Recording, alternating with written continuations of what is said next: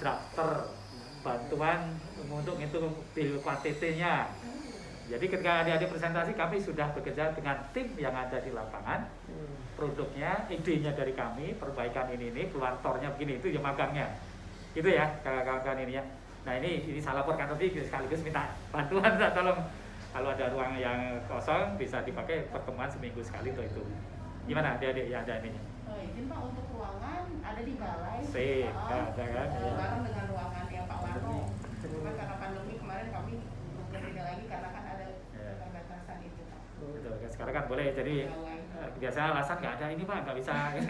Oke sih, bagus, terima kasih. Maka apalagi biar komunikasi langsung dah Bapak ininya. Kalau bantuan drafter atau apa gitu, serius ini karena draft itu paling susah kalau masukin AutoCAD gitu. Jadi modifikasi dari segala macam tadi kemudian keluar kan sebelum bil KTT kan keluar ininya dulu kan, gambarkan ininya gitu. Nah nanti ketika laporan ini bagian dari magang, bagian tesis bermanfaat untuk BPWS gitu. Ada gitu intinya. Maka Pak Adri, Pak Iman, nyuwun sewu, jadi mohon maaf kalau ada sesuatu yang sangat jelas yang bisa disampaikan, sehingga kami bisa melaporkan juga nanti ke kampus. Ini adik-adik programnya yang Citarum begini gitu. Pak Adri yang lebih ya, sudah ikut saya selaku mentor magang Pak ya, yang baru diangkat tadi Pak Dadang kan kampus.com, jadi saya ditunjuk gitu. Jadi memang kemarin juga sudah kita sampaikan, jadi kalau seandainya terkait ada hal-hal yang mungkin teman-teman perlu ya untuk menunjang proses magangnya atau pembuatan laporan magangnya, kami diinformasikan saja ya. Pada prinsipnya kita kan satu keluarga juga nih, sama-sama pegawai di JNSDA ya. Dan super spesialis ini kan bukan dari fresh graduate orang yang nggak ngerti apa-apa, mereka udah pegawai kan Pak, jadi kan lebih tahu orientasinya ini mau ngapain nih sebenarnya pendidikan ini gitu. Nah, jadi nanti tinggal di koordinasikan dan mengalihkan Pak Iman ya. Kalau di lapangan mungkin di center pakai nggak ya? Jadi kalau lapangan kan ada kantornya Adikarya dan cukup besar juga gitu, mungkin bisa memanfaatkan. Kalau bisa ya alternatif beberapa ya, alternatif. Tapi sementara ini kan sudah di belakang Pak. Boleh ya. Jadi nanti tinggal diinformasikan. Yang penting nanti kan distrategikan nih teman-teman magang ini nanti reportnya akan seperti apa gitu. Ya jadi nanti masing-masing mungkin berkontribusi nih. Ya, Mas Devan akan dalami dan support data ini. Belok juga Mbak Tasya juga. Mbak Tasya mungkin beda ya magangnya karena di Cipamingkis itu sendirian Pak. Nah jadi nanti mungkin kalau ada yang perlu bantu Pak Iman siap bantu Pak ya. Ya ini kan program super spesialis kan, teknisannya. Tapi kalau saya Pak Anggota betul juga memang kalau ada istilah public campaign gitu. Jadi bagaimana atau rekayasa sosial ya atau social engineering gitu, sehingga bagaimana kita mengolah masyarakat itu sehingga malah membantu kita, tapi mengolah membantu kita gitu. Tapi untuk program ini apa nanti ini? Kan ini apa memang termasuk itu juga? Di gini Pak, Dalamnya. kami mengusulkan dari dulunya kan kami pembimbing itu bisa berembuk gitu. Memang judulnya seperti ini Pak, morfologis. Ya, maksudnya. Begitu kayak sana gitu. Tapi kan kemarin ada Pak Ari juga kan, walaupun ini morfologisnya kan perlu sebelumnya cerita rangkumannya dulu ya Pak ya, RPSDA-nya yang sekarang seperti apa, koreksi kritisnya adik-adik ini kayak apa yang diminta. Jadi karena memang perlu kritik itu bagian dari sistem untuk bisa lebih baik gitu ya. Nah dari bagian kritik tadi RPSDA rangkumannya ada, kritiknya seperti apa, itu di bagian latar belakang masalah kan sah saja sebelum masuk ke detail ke situnya. Bahkan nanti yang beberapa itu masuk lampiran itu kan bisa. Misalnya tadi laporan magang tadi kami itu masukkan lampiran itu pekerjaan yang berat. Laporan magang TOR, kami monitor seperti ini masukkan dalam lampiran tesisnya. Diambil kecil satu alinea karena PSDA tadi beberapa tentu kalau itu beberapa lembar ya. Kritiknya seperti apa itu masuk latar belakang gitu ya. Nah gitu. Nah terus spesifik ke studi independen tadi itu juga bisa dimasukkan ke sana. Memang kemampuan kita untuk berkoordinasi dengan pembimbing. Saya kira gitu Pak. Nah, termasuk tadi si Bilakom tadi, saya kira saya bapak saya ini orang sudah mahasiswa idealis gitu ya. Negara kita ya terbatas uangnya. Saya kira setiap rumah itu terbatas semua uangnya, kecuali bisa menahan diri. Ya, kalau bisa menahan diri, kebutuhan uangnya, tidak ngutang, maka hidup jadi bisa merdeka gitu ya. Indonesia juga begitu. Usul saya, adik-adik tidak menambah beban hutang negara, tidak membuat infrastruktur yang harus membebani tambahan beban negara, tapi kebalikannya justru bisa produktif, bisa mengurangi utang negara. Caranya gimana? Satu-satunya jalan mengajak masyarakat untuk berpartisipasi aktif. Gampang kan? Teorinya gampang, tapi pelaksanaan susah. Ternyata salah satu ini ya, saya bilang ya sekarang udah ganti ini asramanya. Saya membina asrama 1.500 anak. Contoh yang kecil ini ada di sakit skala dengan bapak-bapak. Tadinya ngambil sampah di lantai 5 di asrama-asrama itu bayar mamang bibi. Coba naik ke lantai 5 ngambil sampah gitu. Saya pelajari yang dari Jepang, orang ngurus sampahnya sendiri. Sekarang diurus oleh mahasiswa sendiri. Sampahnya disimpan sendiri. Ketika turun sambil kuliah, sampahnya dipilah, dijual. Saya bisa menghemat hampir 100 juta sebulan itu. Karena 40 mamang tadi 2,5 juta, ya kan? Itu satu bulannya 40 kali 2,5 100 juta. Itu bapak mamang, Anda nggak perlu tugas itu lagi karena diurusi oleh mahasiswa. Jadi mahasiswa sampah di lantai 5, lantai 4 sambil turun dipilah di bawah, dilombakan antar gedung. Wih, itu keren.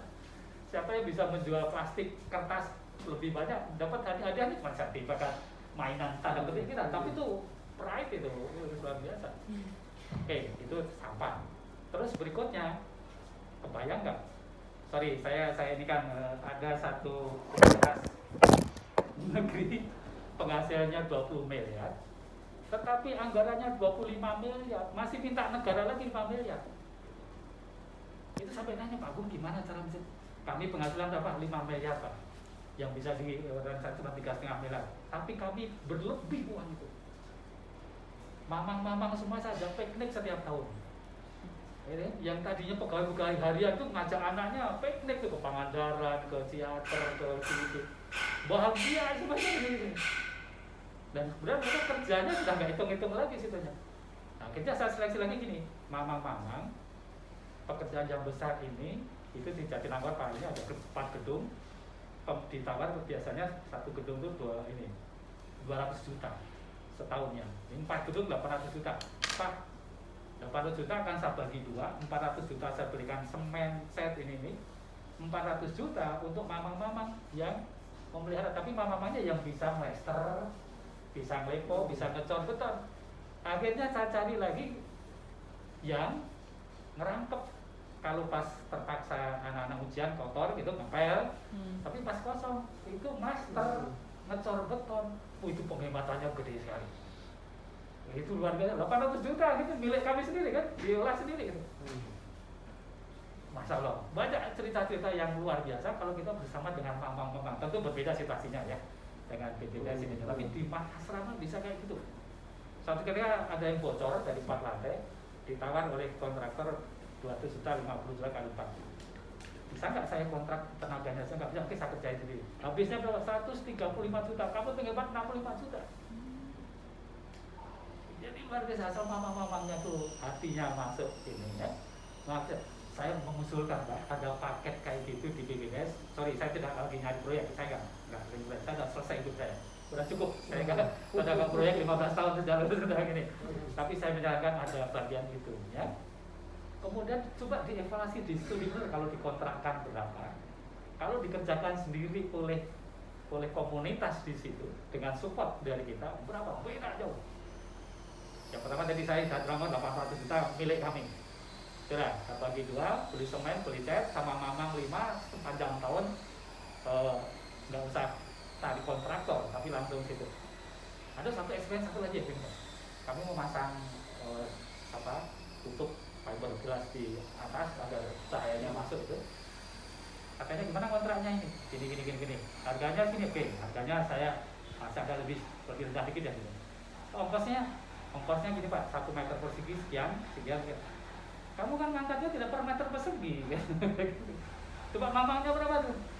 Saya kerjakan sendiri lagi. Pak nggak berani Pak, takut di lantai 5. Saya cek kenapa pada males ini. Kamu pernah kasih rokok ya? saya dengar kamu pernah gas rokok sama tugas itu. Iya Pak, kalau dikasih rokoknya 1 batang itu boleh. Tapi kalau dikasih rokoknya 1 bungkus itu udah gratifikasi, korupsi. Jadi kalau Bapak ngasih 1 rokok 1 bungkus lagi, nggak akan saya kasih kerjaan. Boleh beli makanan, kita kendurian bersama. Nah, akhirnya inilah kerjaan ini semuanya hebat sekali Pak. Tentu berbeda situasinya, mohon maaf. Tetapi filosofisnya tadi, mohon teman-teman kalau bisa memasukkan unsur itu di sipil lapong tadi, wah itu akan luar biasa gitu. Saya kira mohon maaf Pak, ini agak ini benar, Pak Basari ini benar. Jadi apa Pak ya, mohon maaf. Jadi Bu Basari ini pimpinan saya dan dekat sekali, teman sudah kirim-kirim foto. Jadi dengan Pak Basari ini udah kayak walaupun pimpinan tapi udah dekat sekali saja itunya. Itu Pak Andri. Sebetulnya kita padat karya ya Pak. Padat karya. Jadi kalau sekarang ini di satu sisi memang justru kerjaan-kerjaan yang dengan alat karena sesuai ekonomi kan ya, kita padat karyakan. Jadi Pak Menteri arahnya begitu. Bagaimana sekarang ini banyak PHK, banyak juga kalau yang dirumahkan gitu ya. Nah sehingga memang kita membantu dengan padat karya ini. Nah, atau sih banyak juga ya kejadian yang bagaimana dari suatu paket besar itu coba dipadat karyakan di mana bisa dipadat karyakan itu masalah yang bekerja. Tapi sifatnya memang itu hanya stimulan, belum seperti yang memang terstruktur seperti yang Pak Agung sampaikan tadi. Jadi malah kita malah kebalik, jadi Pak Agung malah mengurangin mau pegawai. Kalau PU mau kembali, malah bagaimana kerjaan yang tadi yang skala berat kita mengajak orang untuk kerja sehingga dapat upah. Misalnya ketiga-tiga itu sama, ketiga-tiga ya, masih ada paket-paket yang kita memang coba dicari dipadat karyakan gitu. Nah, tadi kalau bisa juga sih kalau memang kombinasikan bisa dikombinasikan atau menganalisa. Menganalisa misalnya pekerjaan ini bagaimana dipadat karyakan. Tapi pasti kebanyakan mekanis akan lebih murah Pak daripada yang pakai orang, daripada manual. Kalian juga ya, pasti kalian pasti. Kenapa alat diciptakan untuk lebih efisien, ya kan? Kecuali dia rangkap-rangkapkan dari itu ya, yang bekerja memang sama manual, mungkin orangnya tadinya 2 orang yang berbeda, satunya tukang, satunya dia misalnya tenaga kasar, karena kerja volumenya kecil, mungkin bisa satu orang bisa punya berbagai keahlian dipakai-pakai, mungkin bisa lebih efisien. Nah, tapi kalau itu kebanyakan sih memang lebih efisien dengan alat, tapi mungkin saja tetap dicari tadi. Asal di mana sih? Kritis saja gitu. Di mana sih yang posisi yang memang ini harus dipadat karyakan gitu. Dan suatu paket pekerjaan. Tapi memang kita juga agak tertutup dengan pengadaan barang jasa. Jadi ada undang-undang, ada ini. Ini yang tidak semudah kalau kita mengelola pekerjaan kecil. Betul. Ya. Atau uang sendiri kan? Kalau uang sendiri ya dari kantong kita mau berapa aja bisa. Tapi kalau uang negara kan dia ada mekanisme kan? Ada mekanisme di mana itu ada hak alam lain, ada perusahaan, ada dibina untuk kontraktor kan? Nah ini mereka juga kalau semua kelola mereka protes. Loh ini kita kan pada usaha nih, kita berusaha. Ada BPK lagi. Mekanisme memang akhirnya tidak hanya negara hanya belanja tapi bagaimana akhirnya juga menggerakkan ekonomi. Tidak hanya masyarakat langsung, tapi juga ada badan usaha, perusahaan-perusahaan yang berkontribusi untuk pembangunan Pak. Betul. Jadi memang agak lain ya. Aturannya lebih gini. Tapi boleh ada sih kalau mau ini tadi ya. Ini agak lain. Tapi coba mungkin dalam satu paket memang bisa ada kan selama ini itu ada misalnya bisa mewajibkan subkontraktor ya. Jadi subkontraktor atau pengusaha kecil sudah ada itu. Sudah ada. Jadi misalnya satu pekerjaan misalnya gembangan lumpur ya, pembersihan itu bisa mesti disubkan ke yang lain itu. Tentu berbeda situasinya, tapi kritisan kita bagus ini masyarakat itu. Terutama yang misalnya memang kita pabrik camping itu bagaimana mengedukasi masyarakat. Ya, jadi seperti Mangilau dia pekerja sungai itu dia memang memindahkan orang tuh sulit ya. Karena kalau kita kerja sungai, beda kita punya bendungan tanah darat itu kita bebaskan, itu rata-rata dia punya sertifikat. Tapi kalau bantaran sungai itu orang-orang itu kan banyak yang dia hanya datang situ bikin gubuk gitu, tidak punya, atau dia beli dari orang, emang itu sepanjang sungai. Sehingga waktu dikerjakan, dia nggak bisa dapat hak sesuai dengan yang diharapkan. Kalau dia punya sertifikat, jelas dia itu bisa dibayar. Tapi kalau dia hanya baru datang situ, dia nggak dibayar. Nah ini yang sulit. Jadi yang sulit ini. Nah memindahkannya itu dengan relokasi kan. Nah relokasi pun kan nggak mudah. Dia tinggal di sana, dia punya tidak hanya tinggal, karena dia jualan di situ. Dia misalnya dia juga sebagai buruh cuci. Kerja di rumah makan, kanan kirinya kanan kirinya dia tinggal jalan kaki, dia jadi bang misalnya jadi guru di pasar di situ. Begitu pindah kan ada transport lagi, ada butuh transport, dia polanya udah berbeda, dia kerja punya warung kecil di sana, dipindah lokasi juga ini juga ini yang tidak mudah. Jadi bagaimana dari sebenarnya dengan kesadaran diri. Nah di Filipina itu saya pernah dengar dia. Jadi kan memang ada kerjasama juga, dia ada konsultan public health. Konsultan khusus itu ya. Dia memang mengedukasi masyarakat lewat anak-anak sekolah. Jadi anaknya yang ngomong ke ibunya, ngomong ke bapaknya. Malu dong Pak. Betul. Dan saya alami sendiri Pak. Saya alami sendiri waktu apa namanya sosialisasi untuk relokasi di mana di Jakarta itu, di Bukit Duri ya, Kampung Pulau Bukit Duri.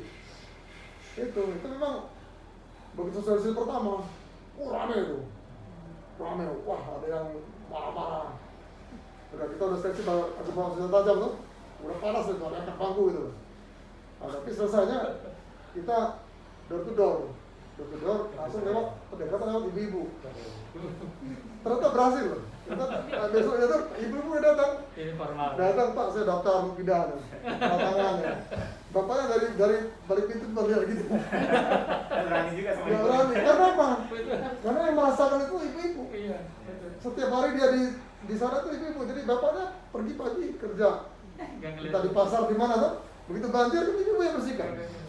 Anak sakit, ibu-ibunya yang ngerawat anaknya, mesti bawa ke dokter, ngasih makan siapa, ibu yang merasakan. Nah itu ini yang kadang-kadang ini pendekatan itu yang memang jadi cari gitu. Jadi sesuatu ya, misalnya apa? Cari sesuatu yang bisa menyentuh masyarakat yang karena memang terus terang hambatan kita di kultur sebenarnya masalah lahan dan sosial. Kalau tenis itu sebetulnya banyak ahli-ahlinya semua tuh. Tenis ya, banyak ahli-ahli, tapi yang justru yang sosial ini yang jadi hambatan pembangunan itu Pak. Nah ini yang kita sebagai orang teknis ini mesti bisa masuk juga ke sana. Ada social engineering. Ini yang kita bisa ke sana. Ini yang kita. Tapi apakah ini match dengan rencana awal Pak Menteri itu program ini? Kalau ini kayaknya memang justru memang untuk perjalanan tenis ya kan. Perjalanan tenis apa sih yang ini bisa menghitung sendiri, bisa. Tapi apakah itu merupakan bagian dari ini ya, saya tidak tahu. Tapi itu menarik itu. Tetap ada ini Pak, karena kalau hati dan pikiran itu nggak masuk hanya ngikutin perintah aja, kan nggak jalan gitu ya. Temukan masing-masing tadi, sekaligus nanti mau S3 apa segala macam itu temukan sana. Atau bahkan kalau itu ditambahkan boleh, gitu. Asal nggak dikurangin itu ya gitu kan. Dimasukkan dalam lampiran, masukkan dalam latar belakang dari bisa. Itu tadi luar biasa ya. Jadi kalau tadi saya spesifik dalam satu asrama, ini kemudian contoh-contoh tadi di lapangan seperti itu. Jadi mangga mau contohnya seperti apa? Oh kali pernah di ini Pak, di 12 Ulu. Palembang. Tor itu tadinya dari 12 Palembang ya. Di itu. Kampung saya tuh. Tor itu dari Cipta Karya itu diminta membuat drainase. Saya datang ke sana, kemudian ketika datang Pak Agung hati-hati ke situ kalau nggak minum pemberian yang ini nanti ditolak namanya. Padahal minumannya kan kanan kirinya sampah ya kan ya. Saya bawa aqua, minum susunya sana. Kemudian Pak ini yang mau beli drainase, kok nggak bisa kalau drainasenya dibenerin, tiang-tiang rumahnya roboh dong gitu kan. Kami nggak perlu itu, perlunya air bersih. Karena kami beli air jelikenan itu sekian. Kami lapor lagi ke Jakarta, dirubah tornya. Jadi penyediaan air bersih itu tahap pertama gitu ya. Terus berubah jadi penyediaan air bersih. Jadi kami nyedot air bersih dari Musi, terus dipakai cuma toren aja sedikit intinya. itunya dikasih pasiran pasir lambat, kemudian disalurkan ke tamu. Oh itu gembira semua itu. Ada dokter antropologinya waktu di Rempas untuk ikut aja. Setelah itu terus selesai ngatur drainasenya lagi. Bagaimana Pak rumah saya gimana? Akhirnya keluar alternatif rumahnya itu di panggung tapi yang lantai 1 itu memang boleh naik pasang surutnya ya. Kami nggak punya uang, dihubungkan dengan BTN yang bangunkan BTN. Memang bayarnya gimana? Rumahnya dibuat 2 lantai, 1 lantai nanti itu yang langsung bayar ke BTN. Jadi prosesnya, maksud saya proses rekayasa sosial tadi memang nolong, sampai akhirnya dia nggak keluar uang, tapi rumahnya dibenerin. Yang 1 lantainya itu bayar sewanya itu langsung bayar ke bank. Nah, yang jadi penengahnya ini adalah konsultan pembangunan tadi kayak kalau Filipina dia menyambungkan itunya kami itu. Jadi maksud saya dengan pikiran jernih tapi idealis itu pasti ada jalan. Tapi kalau hanya ngikutin Pak Menteri, ngikutin ini dan terus yang menarik itu bagaimana pasca kerjasama sama TNI. Oh iya Pak. Itu menarik itu. Ada gitu. Saya udah mikir, saya sama Pak. Saya juga sama TNI untuk dalam dana. Saya dapat 25 miliar untuk bersih dalam dana. Cuma saya berpikir namanya Cekondok itu akan tumbuh terus itu. Sekali bersihkan, ya Cekondok dia dari tidak hanya dari akarnya dia tunas, tapi juga dari biji-biji itu bisa tumbuh lagi. Nah, artinya setelah ini kita sekali memang kenapa kita lakukan ini? Karena memang sekarang kita bekerja, Cekondok itu pertumbuhannya bisa 41% dalam 3 bulan. Saya udah cek. Luasan tutupan Cekondok itu. Di Oktober itu Kabupaten Serundeng Pak, supaya dia hitung luasan Cekondok. Itu lagi 175 hektar. Kita Januari hitung lagi 175 hektar 3 bulan itu. Cepat sekali tumbuhnya. Itu orang udah ambil kabupaten bekerja, semua bekerja ngambil Cekondok itu. Bersihkan tapi kalah. Makanya ini kita dengan TNI kita bekerja sama bersihkan Cekondok ini secara masif untuk apa? Untuk menekan populasinya. Tapi setelah populasi ditekan dalam range kontrol kita, ya. Nah ini apa yang ini? Dengan masyarakat yang di pinggir-pinggir danau itu dibentuk komunitas-komunitas. Peduli danau, KPD lah, peduli danau ini dilombakan, dikasih penilaian, insentif dari kabupaten itu. Nah itu ininya. Nah sekarang misalnya Citarum katanya sampai tahun 2024 selesai. Iya Pak, yang nah sekarang Pak. kita mau ngapain gitu kalau dengan TNI selesai? Atau mau balik lagi seperti dulu? Selamat, beli dulu. Ya selamat. Sambil makan ini makanannya. Nah ini apa yang masih dilakukan ini coba ini diselesai itu. Coba dijadikan mana juga. Pikiran pribadi sudah tadi itu apa yang bisa disumbangkan untuk ini. Apa yang kita lakukan?